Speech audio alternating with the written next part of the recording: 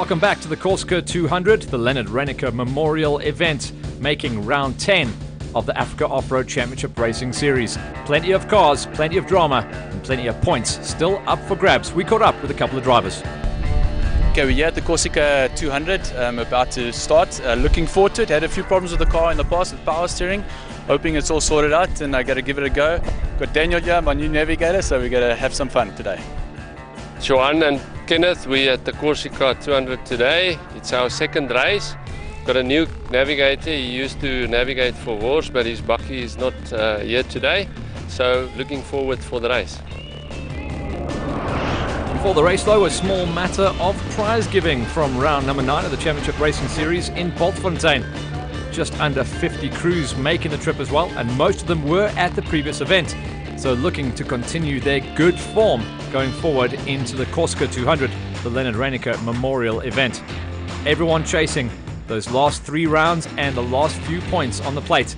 Remember, special vehicle class P's, B's and C's, as well as all of the production vehicle categories, meaning there was plenty of racing and everyone had one man in their heart on the lineup.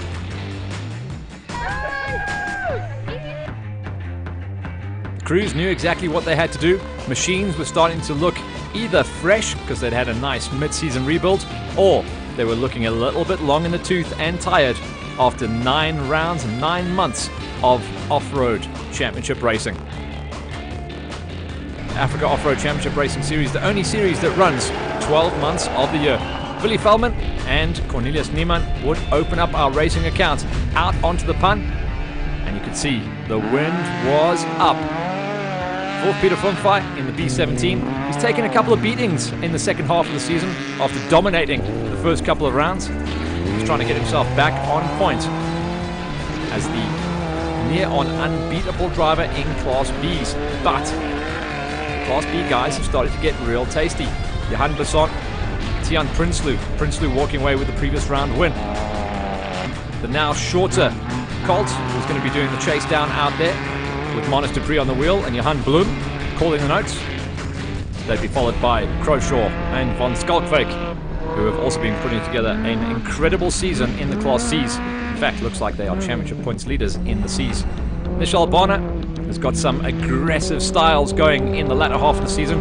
Seems to be very confident in the setup of his car and his driving ability, and pushing now to the full maximum. The side-by-sides, the first of many, it would be Labuskakny and Putter in the G20, trying to get the job done. Side-by-sides have been a huge story the last 2 seasons, but it has to be the perfect conditions and it has to be the perfect track. Sifi van Skalkvik and Arthur Croshaw in the B100, trying to climb themselves up inside another top 3. The Baja Bug has been very strong in the last couple of rounds. Multi-drivers and co-drivers in the hindcore machine. It's going to be busy in the pits and on the track.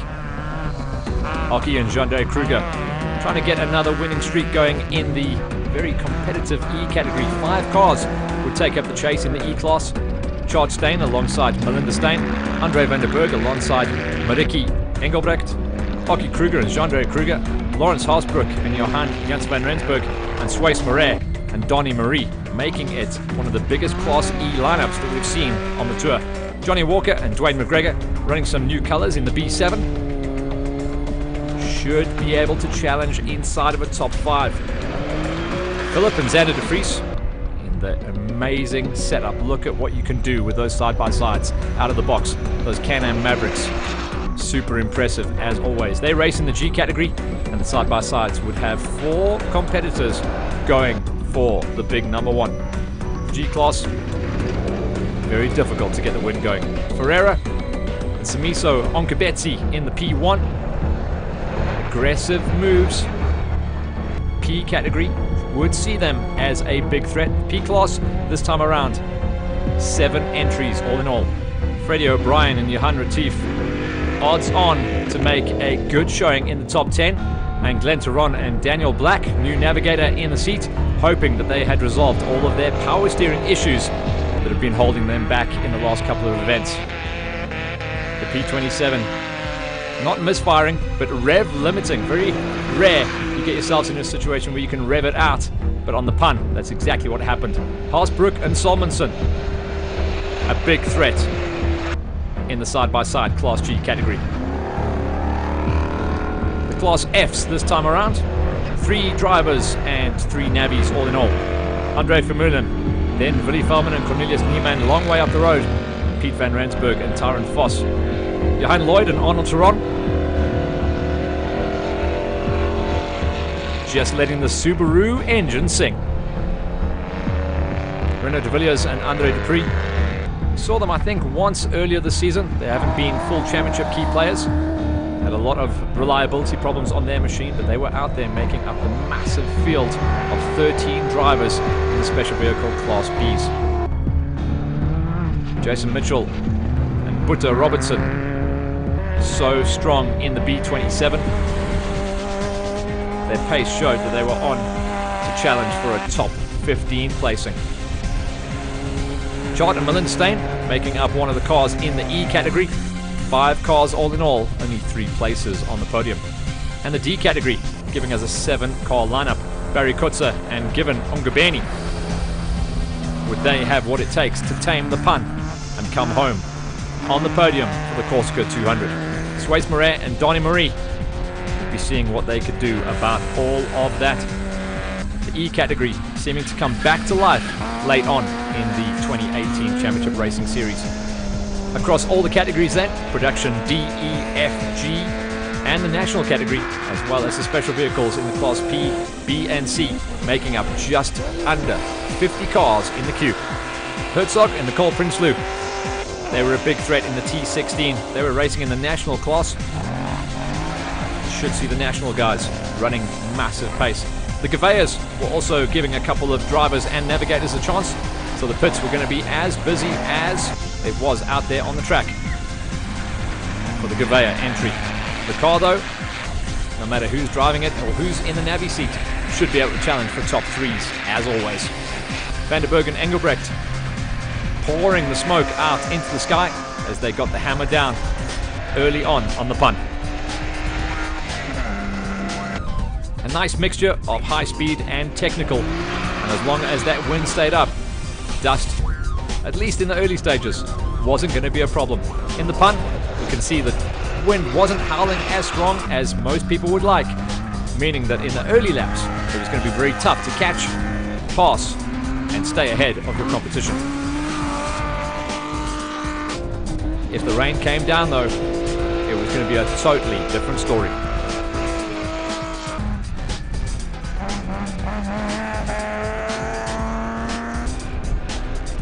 Meyer and Hussein. We saw them a little bit late on in the season. Took a long time to get the D88 developed. Since it's been developed though, some technical problems holding them back. Their pace shows they are good enough as a crew and as a vehicle to get themselves into a top 10 in category. Andy van der Merwe and Lane Palser in the P111. As I always say, in the P category, to make a top 5 is a huge ask.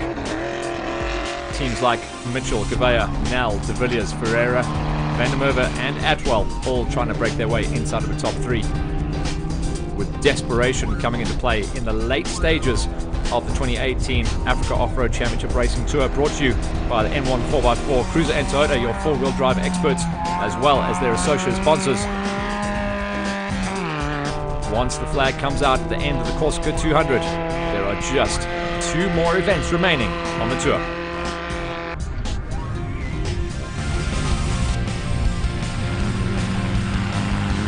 As always, the special vehicle Class Bs giving us our biggest entry on the day.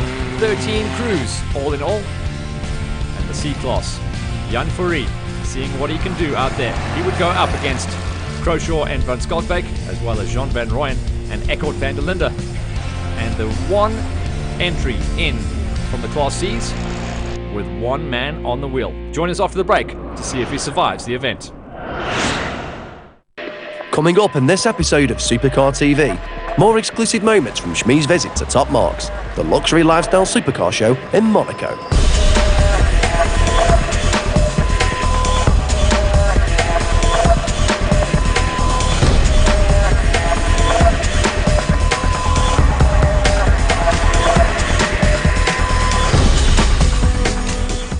Hello, Sunny Banani, Dumelang, and welcome to another episode of the world of buying and selling. Yep, that's right. It's time for Buyer's Guide.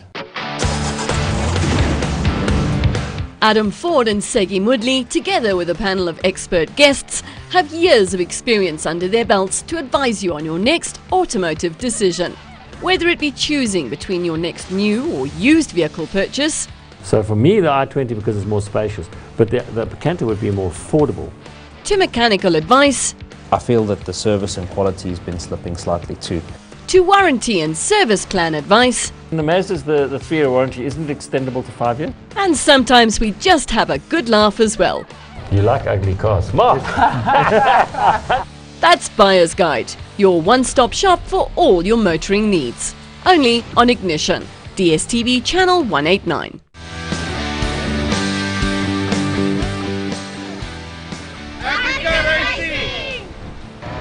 Absolutely huge crowd support as well, especially down on the pun. Out in the bush though, all about Willy Velman and Cornelius Niemann opening up the track for us in the Class F.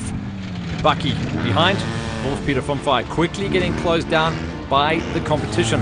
Prinsloo, he was on the wheel, De Kock on the notes, and Prinsloo has been the fastest man in the second half of the season in the Class Bs. The side-by-sides closing things down, and Manus Dupree alongside Johan Blum.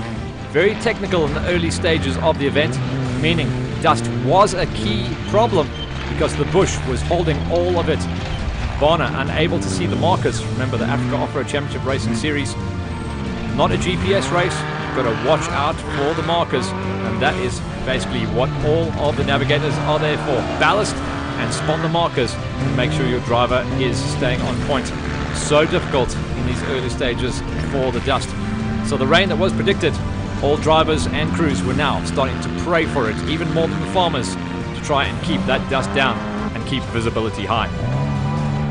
The hindcore crews swapping seats and navigators at almost every single lap, and we were on for a 4-lapper race format, meaning it was going to be hot seat racing for the hindcore crews.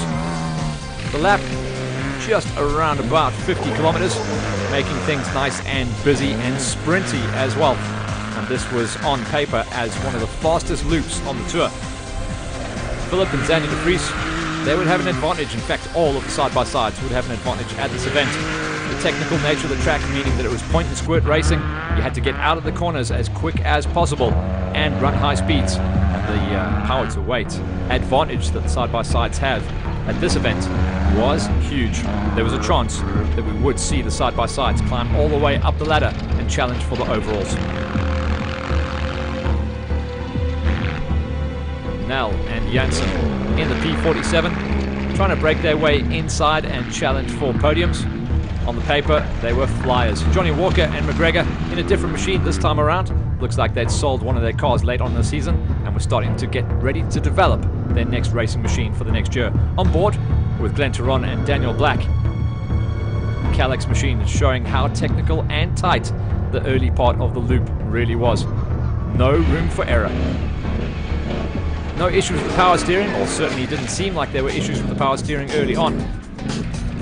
Major problem was dust. This was the former Walker car in the hands now of O'Brien and Retief, and Ferreira and Onkabetsi unable to breathe at the moment, just getting facefuls of dust and roost before they could go on and make the pass. Van Rensburg and Voss, they were in clear air for now.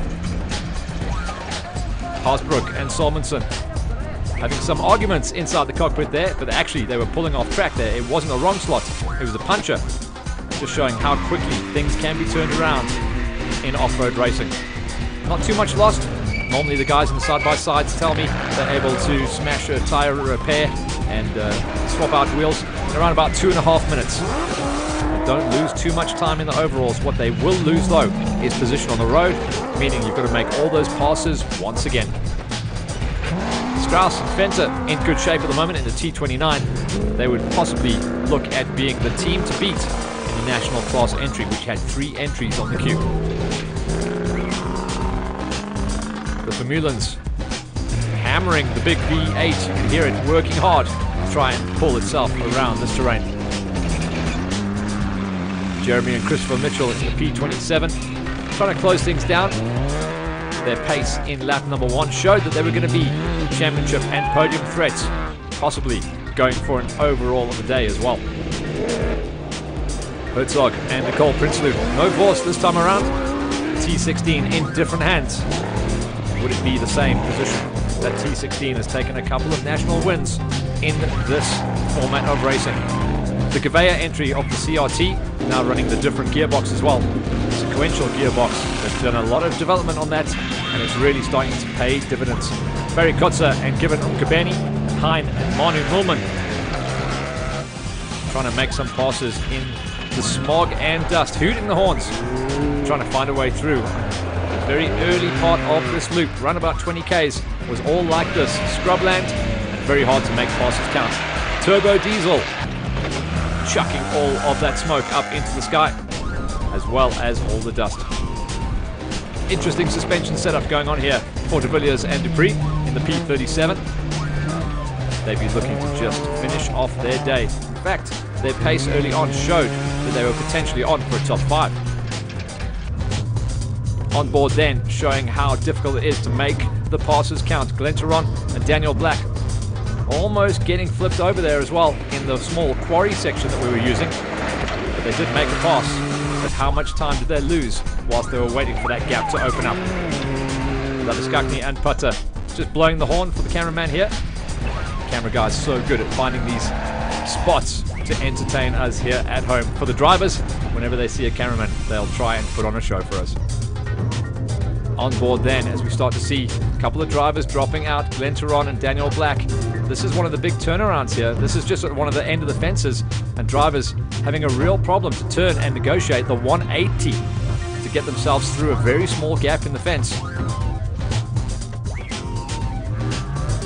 And when the car stalls out in the gap like this, then it gets a little bit tense. Now all of a sudden, you're a roadblock, and everyone else is trying to squeeze on through.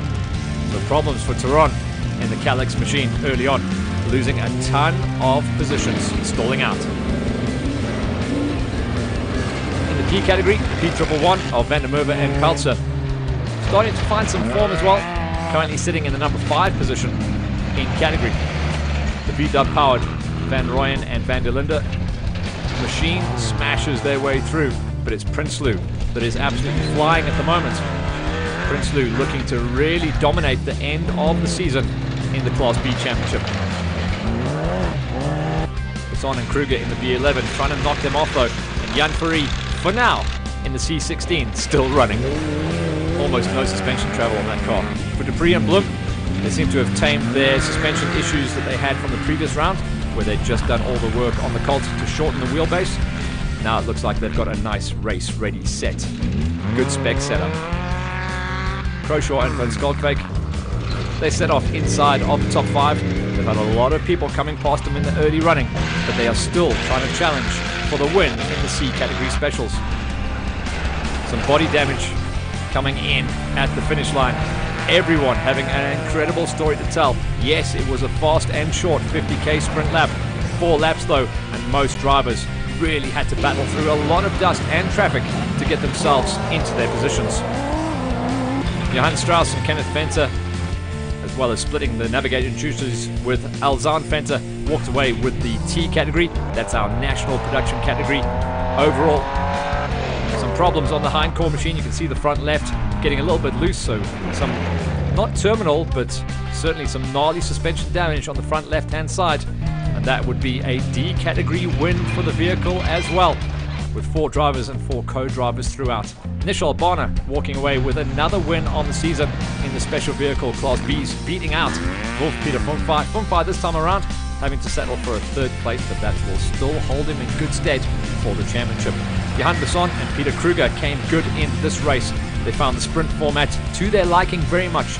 They got a 2nd place and they weren't too far off the overall time of Barner. In the D11, Tians de Toy and a whole host of navigators, Brendan de Toy, Jakob Holzhausen and Annette, doing a good job to get the D11 up into 2nd place. For Monis Dupree and Johan Blum in the D category, having a decent run just outside the podiums in 4th place. For the side-by-side category, big threat coming into the race and confirming their form, Marcus Laviskakny and Neil Putter getting the win in the G20 side-by-sides. For Maha and Hussein in the D88, third place onto the box and finding their form in their vehicle. For the P categories, second place going to the Gouveia entry, Tony on the wheel, and a ton of navigators, but still the pace was there. Second place in the Class P category. The D5 walking away with a number 5 finish. Here's a breakdown of the categories then, as we close in on the end of the season. For the Class B specials, Barna ahead of Johan Besson, and Sifi van Skalkwijk and Arthur Croshaw doing a great job, but just off the wheel in fourth. It was Fomfai in third. For the Class Cs, Carleen Croshaw and Marina van Skalkwijk, again, the only finishers in the Class Cs, the rest unable to finish on the event. For the unstoppable Class P category, the Mitchell brothers of Jeremy and Christopher walking away with the win ahead of Tony Gouveia and a whole host of navigators. Those were the only crews to finish, the rest DNFing, showing how tough the Corsica event was. For the Class Ds, Tinos and Brenda de Toy getting the win in the D11 ahead of Hein Kruger and Paul Murray in the D19. Tough racing and some of the best times coming in for the Class D Championship racing cars. For the Class E's, Charts and Melinda Stain getting a nice win ahead of Andre van der Berg, and alongside him Mariki Engelbrecht. The rest in the category DNFing, just 2 finishers in the Class E's. For the Class F, Valman and Niemann once again walking away as champions in category. Untouchable in that Class F. For the Class Gs, these were the side-by-sides as we know them. The G20 of Labuskakny and Putter put their machine fastest and put a nice gap between themselves and previous race winners Haasbroek and Salmonson. For the national class, Johan Strauss alongside Kenneth Venter and Elzaan Venter went on to take the win. The rest, unfortunately, unable to complete the event.